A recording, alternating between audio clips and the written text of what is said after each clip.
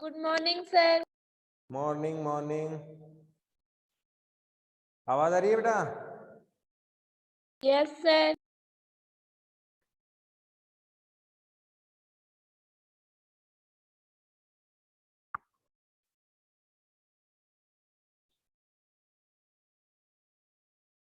हम पढ़ रहे थे संविधान के बारे में।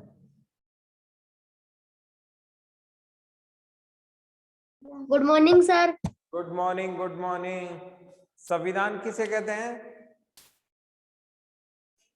नियम और कानूनों के संग्रह को संविधान कहते हैं। नियम कानूनों के संग्रह को क्या कहते हैं? संविधान कहते हैं। नियम व कानूनों के संग्रह को क्या कहते हैं? संविधान कहते हैं। एक सवाल तो अपना ये तैयार हो गया कि संविधान किसे कहते हैं? नियम और कानूनों के संग्रह को संविधान कहते हैं। दूसरा सवाल, भारत का संविधान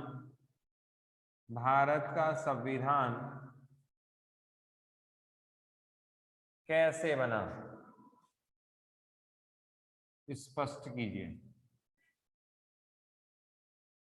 सवाल क्या आएगा? भारत का संविधान कैसे बना, स्पष्ट कीजिए। तो देखो, अंग्रेज है ना, हमें इंडिविजुअल शासन नहीं देना चाह रहे थे, उत्तरदायी शासन नहीं देना चाह रहे थे। वो क्या चाहते थे कि ऊपर वाला यानी कि केंद्र का जो शासन था वो तो किसका रह जाए? अंग्रेजों का। केंद्र का शासन तो किसका रह जाए? अंग्रेजों का। और इनके जो अधीन स्थानीय शासन कह लें या अधीन शासन कह लें, वो किसका रह जाए? भारतीयों का।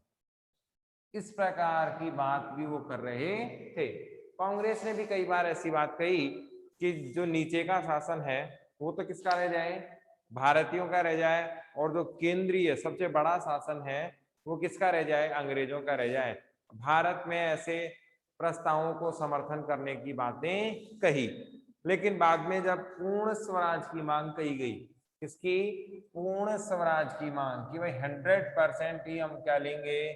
संविधान लेंगे, सत्ता लेंगे, हम हमारा संविधान बनाएंगे और उसमें किसी भी प्रकार का इंटरफेयर हम किसी का नहीं चाहते हैं। तो ऐसी स्थिति में हम लोगों ने संविधान की प्रक्रिया शुरू की। कैसे बना? इसमें देखो, सर्वप्रथम 1922 में गांधी जी ने कहा भारत का संविधान भारतीय ही बनाएंगे, भारत का संविधान भारतीय ही बनाएंगे, भारतीय ही बनाएंगे। इसका मतलब ये हो गया कि जो भारत की जनता है, भारत के जो लोग हैं, वो भारत का क्या बनाएंगे? संविधान बनाएंगे। इसमें कोई डाउट नहीं है। दूसरा आप देखें, हमारे ऊपर थोपा गया किसी भी प्रकार का कोई भी कानून आजाद भारत में नहीं चलेगा, आजाद भारत में नहीं चलेगा। ये बात भी हमने स्पष्ट कर ली थी, और इसके साथ ये भी बात हमने तय कर ली थी कि संविधान सभा संप्रभु या प्रभुता के साथ,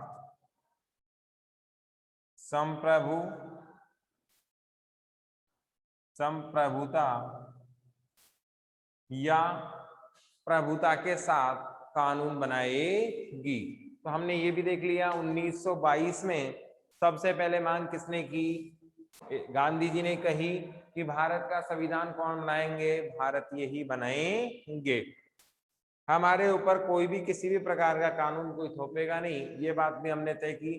कि जब भी कानून बनाएंगे हम स्वतंत्र रूप से कानून बनाएंगे, संविधान की प्रमुखता इसमें होगी। ये आजादी के समय हम मांग कर रहे थे कि ये चीजें हमारे को मिलनी चाहिए। अब हम जानते हैं कि कुछ नियुक्त हुए और कुछ मनोनीत, ठीक है ना। और इस प्रकार से हमारी संविधान सभा में कुल 389 लोग आ गए। कुल कितने लोग आ गए? 389। किसमें आ गए? संविधान सभा में। संविधान सभा में इसमें से कौन लोग निकल गए? पाकिस्तान वाले। बचे कितने? 299। 9 ये क्या थे? बचे भारतीय। थे सदस्य। कहाँ के? भारतीय। भारतीय। निकल कौन से गए? पाकिस्तान वाले। पाकिस्तान वाले। सदस्य निकलने के बाद सदस्य संख्या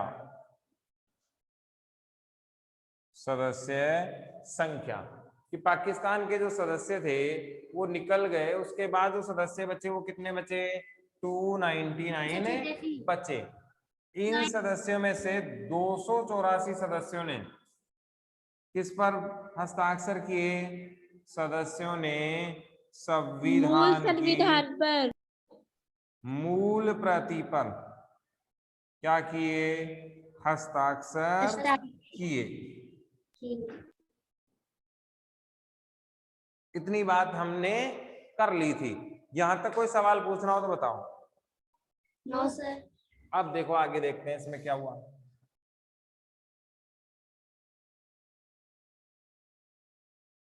अब देखो संविधान सभा, भारत का संविधान कैसे बना, इसका एक पार्ट तो हमने अभी देखा। दूसरा पार्ट देखा, पहली बैठक कब हुई? 9 दिसंबर 1946 को। कब हुई? 9 दिसंबर 1946 को। अध्यक्ष कौन थे? सच्चिदानंद सिन्हा। दूसरी बैठक कब हुई? 11 दिसंबर 1946 को। अध्यक्ष कौन थे? राजेंद्र प्रसाद। कौन थे? राजेंद्र प्रसाद साहब थे। और हम ये भी जानते हैं कि जो लास्ट बैठक थी वो कब हुई, बनकर कब तैयार हो गया था? 26 नवंबर 1949 को। क्या तैयार हो गया था? संविधान बनकर। संविधान बनकर क्या हो गया था?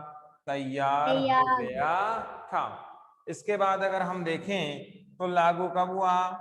26 जनवरी 1950 को। क्या हुआ? लागू हुआ। क्या? संविधान। बताओ क्या दिक्कत आई? 26 जनवरी 1950 को ही संविधान लागू क्यों हुआ? बताओ। 26 जनवरी सर क्योंकि उस 26 नवंबर 19 रावी नदी पर एक ऐतिहासिक घटना हुई थी। रावी नदी के तट पर लाहौर में। रावी नदी के तट पर लाहौर में मध्यरात्रि लाहौर में क्या हुआ था? गणतंत्र दिवस बनाया गया था। तिरंगा फहराया गया था। इसे हमें क्या कहा? पहला स्वतंत्रता संग्राम। पहला स्वतंत्रता दिवस। पहला स्वतंत्रता दिवस कहा इसे। आई बात समझ में? रावी नदी के तट पर लाहौर के जगह पर पहली बार क्या फहराया गया? तिरंगा। तिरंगा हमने फहराया और उसे पहला स्वतंत्रता दिवस कहा गया।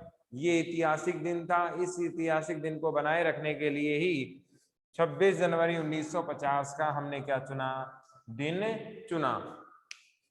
यहां तक कोई दिक्कत? आगे देखो। No sir. अब देखो क्या बातें आई इसमें। संविधान कैसे बना, तैयार हो गया। संविधान लागू कब हुआ? 26 जनवरी 1950 को। 1950 और इसी दिन भारत क्या बना? गणतंत्र। गणतंत्र। क्या बना? गणतंत्र, जिसको क्या कहते हैं? रिपब्लिक। क्या कहते हैं? रिपब्लिक भी कहते हैं। पब्लिक है ना, पब्लिक भी कहते हैं। अब आपको ये भी ध्यान रखना है कि रिपब्लिक याद नहीं है तो गणतंत्र तो याद होना ही चाहिए। और गणतंत्र किसे कहते हैं बता दो, बताओ भाई, पता है क्या? ऐसा राज्य जिसका प्रथम नागरिक, लिख लेना भी है, ऐसा राज्य जिसका प्रथम नागरिक निर्वाचन के माध्यम से, निर्वाचन के माध्यम से आए या चुना जाए, या चुना जावे, क्या कहलाता है? गणतंत्र कहलाता है।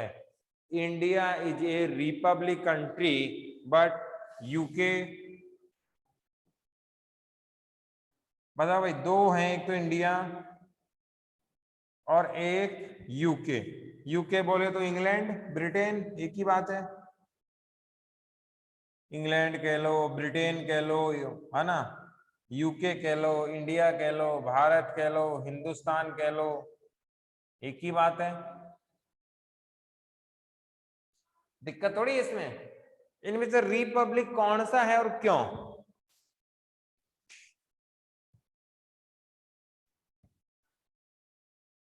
रिपब्लिक कौन सा है और क्यों? सर भारत है, कैसे है? क्योंकि सर इसका प्रथम नागरिक निर्वाचन के माध्यम से चुना जाता है। ठीक है, और इसका?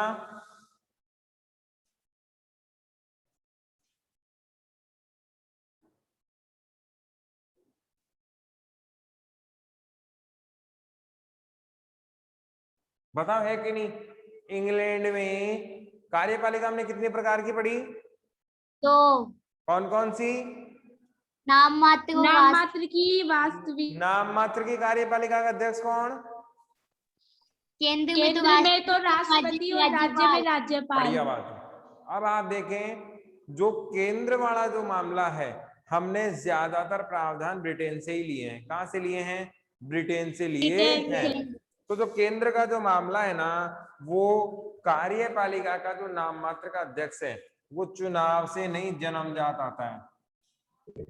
कैसा आता है? जन्मजात। इसका मतलब जन्म से। कहां से आता है? जन्म से ही आता है। बात समझ में आई क्या? कि केंद्र यस में सर। अगर हम ब्रिटेन की बात करें तो ब्रिटेन में जो राष्ट्रपति होता है, भारत का तो राष्ट्रपति चुनाव के माध्यम से, और केंद्र वाला जो राष्ट्रपति होता है वो कैसा होता है? जन्मजात होता है, यानी कि राजा का बेटा ही क्या बनेगा? राजा बनेगा। राजा। बताओ भाई क्या दिक्कत है इसमें? नो सर कुछ नहीं। क्लियर? सर आ अब गए बताओ, समझ में। गणतंत्र, गणतंत्र, लोकतंत्र, प्रजातंत्र और जनतंत्र, राजतंत्र, ए बी सी डी और ई। अलग कौन सा? बताओ कितने हो गए? गणतंत्र हो गया, लोकतंत्र हो गया, प्रजातंत्र हो गया, जनतंत्र हो गया और राजतंत्र हो गया। अलग कौन सा? राजतंत्र। राजतंत्र। राजतंत्र अलग हो गया, हटा देते हैं। क्या होता है राजतंत्र? राजा का शासन। राजा का राजा का शासन शासन। है, राजतंत्र कहलाता है। ठीक है। राजतंत्र। और दूसरा? बाकी सब सेम है, प्रजातंत्र। Yes sir. यानी कि ये सब क्या है? सेम। लोकतंत्र की परिभाषा बताना क्या है? जनता के लिए जनता का शासन। बढ़िया बात, किसने दी थी? इब्राहिम। और गणतंत्र की बताना। ऐसा राज्य जिसका प्रथम नागरिक निर्वाचन के माध्यम से आए तो वो दोनों चुना की जाए परिभाषा सेम गणतंत्र। कहाँ हुई? ये अलग हो गया ना। अरे देखो, लोग का मतलब लोग यानी कि जनता, समझ रहे हो? लोग का मतलब क्या होता है? लोग का मतलब जनता। प्रजा का मतलब जनता। लोग जनता। और जन का मतलब जनता। जनता। बताओ कहाँ दिक्कत आई? मनीषा समझ में आ रहा है क्या? Yes sir. देखो, लोग का मतलब जनता, प्रजा का मतलब जनता, जन का मतलब भी जनता। तो दो ही अलग थे यहाँ पर। एक तो गणतंत्र जिसको रिपब्लिक कहा गया, है ना। रिपब्लिक का मतलब क्या था कि जनता में जो देश का जो पहला नागरिक होगा वो चुनाव के माध्यम से आएगा। और इसमें क्या था राजतंत्र में कि राजा का शासन होता है। तो दो ही चीजें अलग, बाकी ये सब क्या है? सेम। अब बताओ दिक्कत आएगी क्या? ओ सर। क्लियर? तो राजा यस सर। जन्मजात कहाँ पाया जाता है? ब्रिटेन। ब्रिटेन, है ना। तो भारत में जो राष्ट्रपति होता है वो कैसा है? चुनाव के माध्यम से आता है। फिर इसके बाद अगर हम देखें तो संविधान में जो अगला मामला आया वो आया संविधान सभा को लेकर। देखो सवाल क्या पूछा जाएगा आपसे कि भारत आजाद हुआ 1947 में। अब ये तो मत पूछना कि 15 अगस्त को हुआ था क्या। शायद ही कोई ऐसा बच्चा होगा, है ना, जिसको ये नहीं पता हो, है ना। अंकुल पता है ना ये तो कि भारत कब आजाद हुआ था? कब हुआ था? 15 अगस्त 1947। 15 अगस्त 1947 को हुआ था। अब संविधान सभा की पहली बैठक कब हुई? 9 दिसंबर 1946। 9 दिसंबर 1946 को। बढ़िया बात। तो आजादी से पहले बनी या बाद में? पहले। पहले बनी। तो क्या ये गुलाम भारत की देन नहीं है क्या? Yes sir. सर है। तो क्या अंग्रेजों का प्रभाव नहीं था क्या?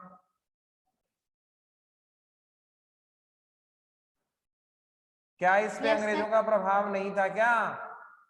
हाँ सर। तो था। क्या वर्तमान में जो नियम चल रहे हैं वो अंग्रेजों के नहीं है क्या?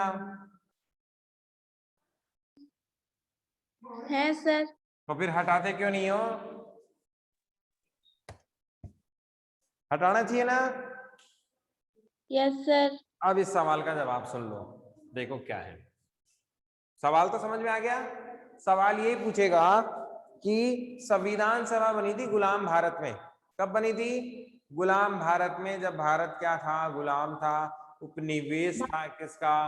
अंग्रेजों का। तो उस समय जब संविधान सभा बनाई गई तो वो संविधान सभा संप्रभु कैसे हो सकती है?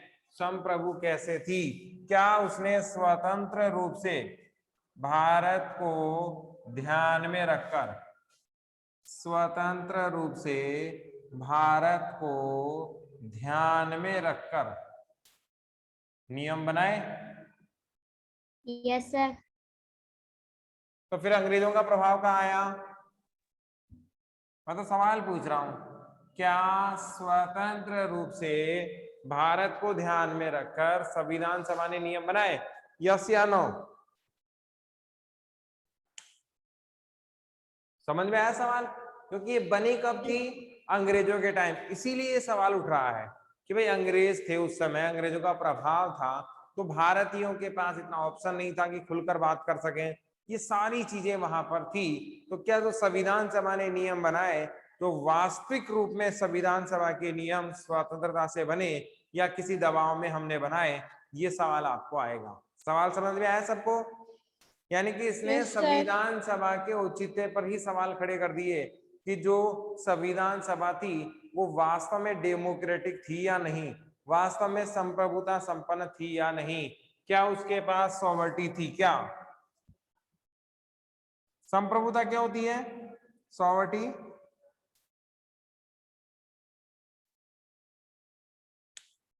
आदित्य, संप्रभुता क्या होती है? मनीषा कुमावत, सर नहीं पता। क्या होती है? किसी को नहीं पता? चलो देख लो, पहले एक एग्जाम्पल लेते हैं। सर मुझे पता है। बताओ। ऐसी व्यवस्था जिसके आंतरिक और बाहरी राष्ट्र हित के फैसले स्वतंत्र होकर ले सके। बिल्कुल, है ना? कहीं लिखा हुआ मिल गया क्या आपको? No sir. याद है आपको? बढ़िया बात है ना? ऐसी परिस्थितियां या ऐसी व्यवस्था जिसमें राष्ट्र अपने हित के आंतरिक और बाहरी फैसले कैसे ले सके, स्वतंत्र होकर ले सके, क्या कहलाता है? संप्रभुता कहलाती है। अंग्रेजी में इसको सॉवर्टी कहते हैं।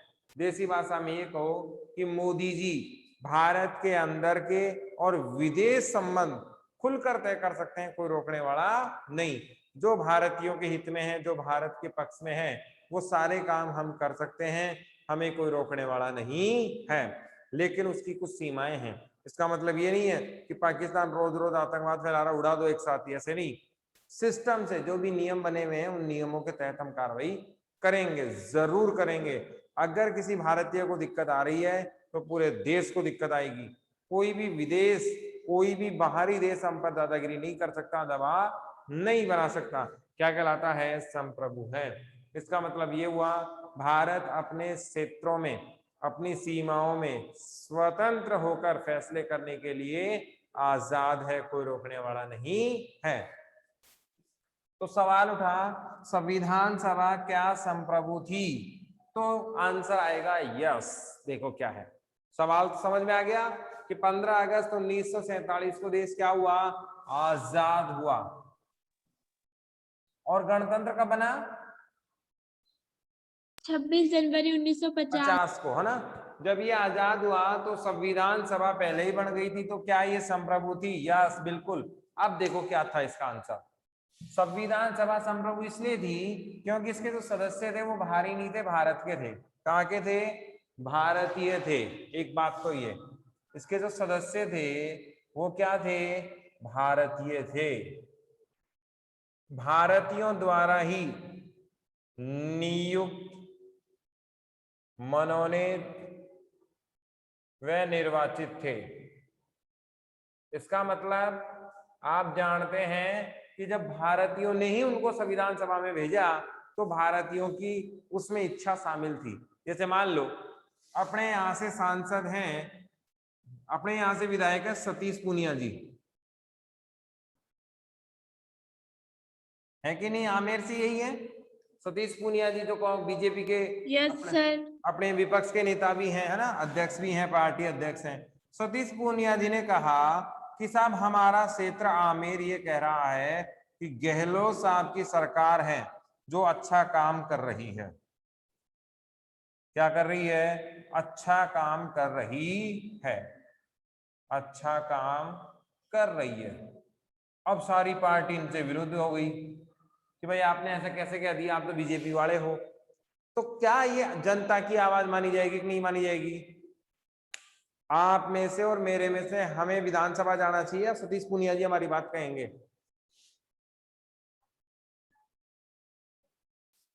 हमारी बात विधानसभा में कौन कहेगा?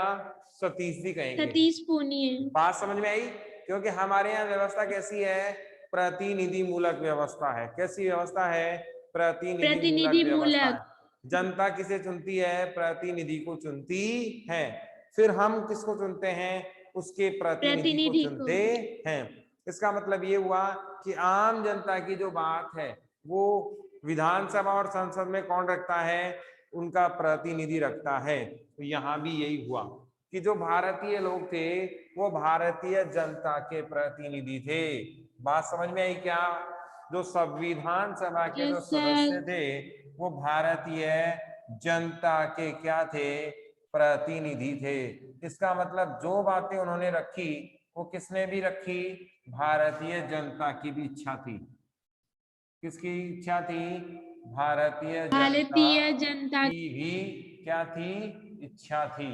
बताओ बात समझ में आई क्या?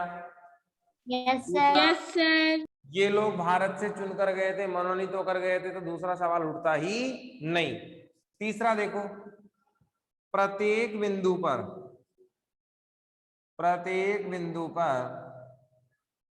कई बार क्या हुई है? चर्चा हुई है। प्रत्येक बिंदु पर कई बार क्या हुई है? चर्चा हुई है, बहुत बार डिबेट हुई है। और उस चर्चा के बाद ये चर्चा कई बार बहस में भी बदली। ये चर्चा किस में बदल गई?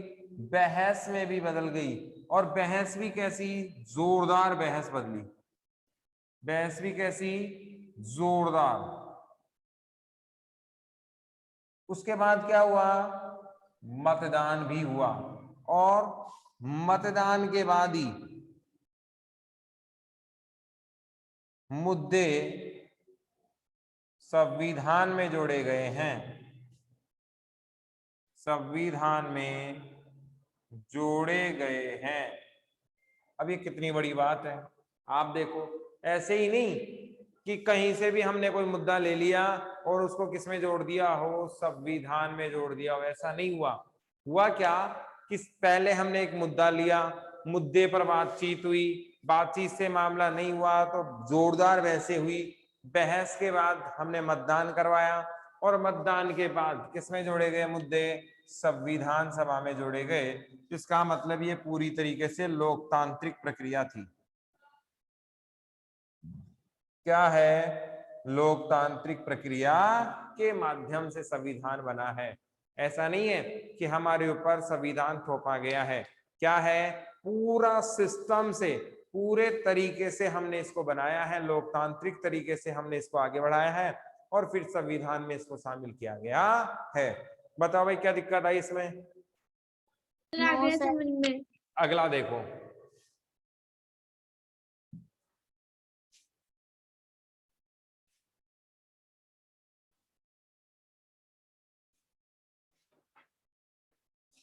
संविधान सभा के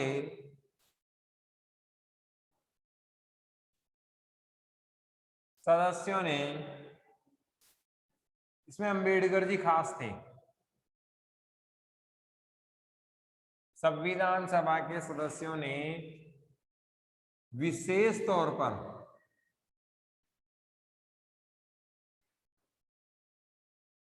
संविधान सभा के सदस्यों ने विशेष तौर पर दुनिया के संविधानों का अध्ययन किया। संविधानों का अध्ययन किया तथा उनमें से केवल उन्हीं प्रावधानों को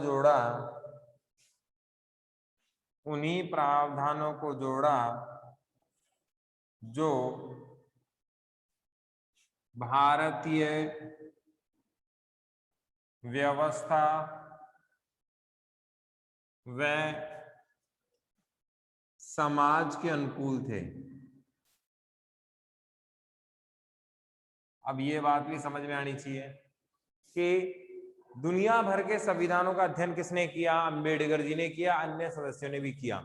और संविधान का जब अध्ययन उन्होंने कर लिया तो उसके बाद उन्हें सही गलत का पता लगा कि कौन से संविधान में, देखो हर चीज में कहीं कमी और कहीं अच्छाई होती है। जैसे हिंदू धर्म है, सिख ईसाई जैन पर्शियन धर्म है, धर्म की बात करें, हिंदुओं में भी कमी है। ऐसा कोई धर्म ही नहीं है जिसमें कोई कमी ना हो, ऐसा कोई धर्म ही नहीं है जिसमें कुछ अच्छाइयां ना हो। सब धर्मों में कुछ अच्छाइयां हैं, कुछ बुराइयां हैं। तो अच्छाई अपना ले तो एक बहुत बढ़िया धर्म बन सकता है ना। इसमें नहीं जाना कि कौन सी अच्छाइयां और कौन सी बुराई। हर धर्म में कुछ अच्छाइयां हैं, कुछ बुराइयां हैं। तो उनसे अच्छी अच्छी चीजें अगर हम ग्रहण कर लें तो हमारा जीवन अच्छा हो सकता है। यहाँ भी यही हुआ कि संविधान में भी कहीं कुछ कमियां हैं, कहीं कुछ अच्छाइयां हैं। तो अम्बेडकर जी सही संविधान सभा के बहुत सारे सदस्यों ने इनका अध्ययन किया और अध्ययन से इस बात का पता लगाया कि कौन कौन से संविधान में क्या क्या चीजें अच्छी हैं। एग्जाम्पल के तौर पे देखें, नीति निर्देशक तत्व कहां से लिए? नीति निर्देशक तत्व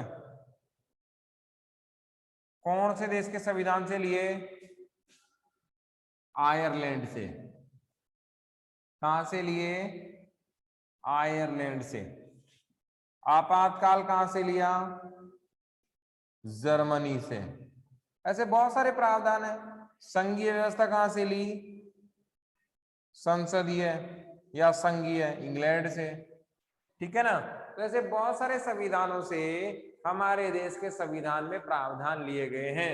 इसका मतलब ये हुआ कि हमने बहुत सारे देशों का अवलोकन किया, आकलन किया और उसके बाद एक सुसंगठित निर्णय पर हम पहुंचे। उस निर्णय से हमें ये पता लगाने में मदद मिली कि हमारे लिए क्या उचित है, किन परिस्थितियों के आधार पर हम संविधान में ये जोड़ सकते हैं। बताओ इसमें क्या दिक्कत आई? नो सर, समझ में आ गया। देखो इसके कटैक्स का, इसका जो विरोध है, कटाक्ष है, वो कैसे करेंगे? ठीक है, देखो बहुत सारे लोग कहेंगे कि हमने आयरलैंड से क्या लिया? नीति निर्देशक तत्व लिया। तो क्या आयरलैंड की भारत की परिस्थितियां सेम ही थी क्या? ऐसे सवाल आपसे पूछे जाएंगे, है ना, कि क्या भारत की और आयरलैंड की स्थितियां एक जैसी थी क्या? क्या भारत आयरलैंड एक जैसे देश है क्या? तो फिर वहां से हमने कैसे ले लिया? हमने लिया जरूर है, लेकिन उसको मॉडिफाई करके अपने हिसाब से उसको अप्लाई किया है ना। ऐसा नहीं है कि उन्हीं के हिसाब से हमने ऐसे कैसे एज इट इज लागू कर दिया। हमें जो हमारी परिस्थितियों में अच्छा लगा उन सबको हमने क्या कर दिया है? अप्लाई कर दिया है। बाकी उन चीजों को हमने हटा दिया जो हमारी परिस्थितियों के अनुकूल नहीं थी। और देखो इस पर 1935 भारत शासन अधिनियम, भारत शासन अधिनियम कौन सा? 1935। अब ये हम अच्छे से जानते हैं कि अंग्रेजी गवर्नमेंट जो थी, अंग्रेज जो लोग थे, भारत में शासन चलाने के लिए एक नियम अधिनियम लेकर आते थे। जैसे 1909 है, 1919 है, 1935 है, ऐसे वो अधिनियम लेकर आते थे। तो भारत के संविधान पे बहुत बड़ा असर किसका हुआ है? 1935 भारत शासन अधिनियम का हुआ है। अब इसमें हम ये भी देख सकते हैं कि भारत शासन अधिनियम 1935 से हमने वो प्रावधान लिए हैं जो हमें उचित व सही लगते थे, वह सही लगे। ठीक है ना, भारतीय परिस्थितियों के हिसाब से। ठीक है बेटा, कोई सवाल है क्या? No sir. No sir. तो अब अपने को ये ध्यान रखना है कि भारत के संविधान सभा पर बहुत बड़ा असर किसका था? 1935 के शासन अधिनियम का। और उसमें से हमने वो प्रावधान लिए जो भारत के लिए क्या थे? सही थे, उचित। हाँ उचित थे, वो ले लिए, बाकी सब हटा दिए। कोई सवाल है क्या?